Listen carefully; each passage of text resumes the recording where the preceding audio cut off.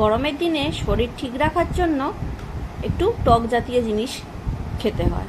আমি আজকে এখানে বানাবো আম দিয়ে মাছ দিয়ে টক। তো তার জন্য মাছটা আগেই ভেজে নিয়েছি আর আমগুলো আলুগুলো কেটে নিয়েছি। এবার রান্নাটা শুরু করব। কড়াই তেল বসিয়ে দিয়েছি, এর মধ্যে একটু পাঁচফোড়ন দিয়ে দেবো।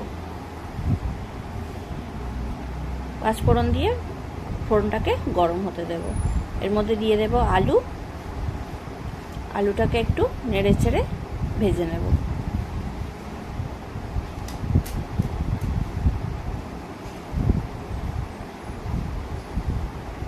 আর দিয়ে দেব নুন। নুন দিয়ে আলুটাকে ভালো করে নেড়ে চেড়ে ভেজে নেব।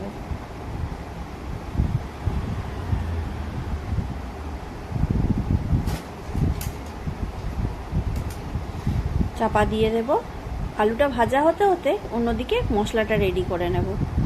জিরের গুঁড়ো আর ধনের গুঁড়ো, 1 চামচ জিরের গুঁড়ো, 1 চামচ ধনের গুঁড়ো দিয়ে সেটাকে আমি জল দিয়ে ভিজিয়ে রাখবো। জল দিয়ে ভিজিয়ে একটু রেখে দেবো যাতে মশলাটা পুড়ে না যায়। এবার আলুটাকে একটু নেড়ে দেব।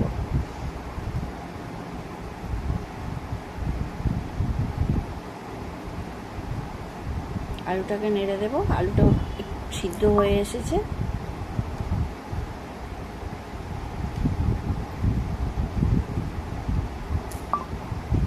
এবার আমগুলো দিয়ে দিচ্ছি।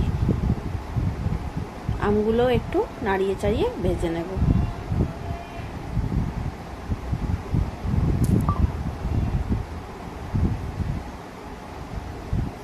আমগুলো একটু নাড়িয়ে চাড়িয়ে ভেজে নেব।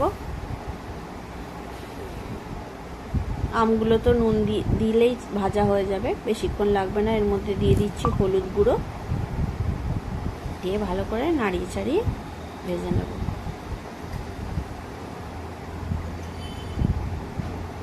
এরপরে দিয়ে দেব মশলাটা। জিরে ধনে যেটা ভিজিয়ে রেখেছিলাম সেটা দিয়ে দেব, দিয়ে একটু কষিয়ে নেব।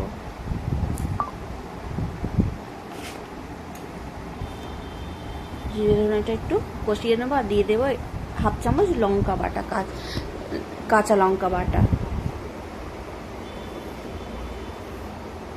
দিয়ে ভালো করে কষিয়ে নেব।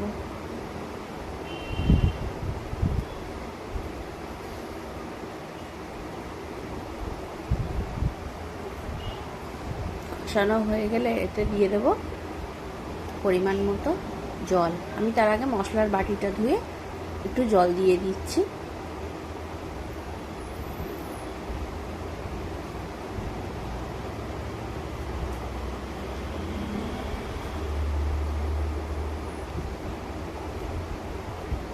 এটা ফুটে গেলে পরিমাণ মতো জল দিয়ে আলুটা আমটা সিদ্ধ হওয়ার মতো জল দেব। আর যতক্ষণ আলুটা সিদ্ধ হতে যে জলটা লাগবে আর যেরকম ঝোল পছন্দ করবেন সেরকম জল দেবেন।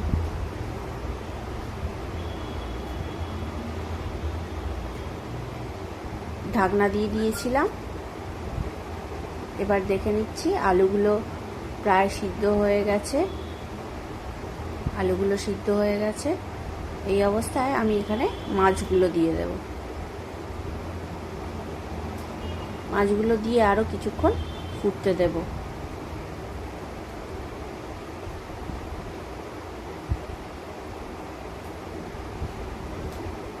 মাছগুলো দিয়ে আরও কিছুক্ষণ ঢাকনা দিয়ে ফুটতে দেব যাতে মাছের মধ্যে টক ভাবটা ঢোকে, নুন ঝালটা মশলাটা ঢোকে। সেই জন্য আরও কিছুক্ষণ ফুটতে দেব।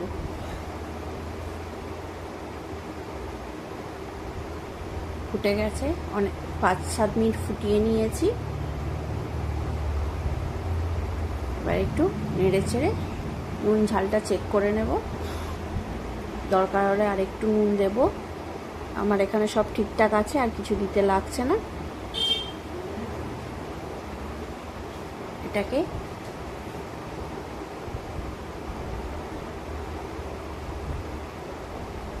আর একটু দিয়ে দেব সামান্য একটু চিনি। টেস্টটাকে ব্যালেন্স করবার জন্য সামান্য একটুখানি চিনি, যেহেতু আমটা দিয়েছি একটু টকের জন্য সামান্য একটু চিনি দিয়ে দিয়েছি। দিয়ে এটাকে একটু ফুটিয়ে নামিয়ে নেব।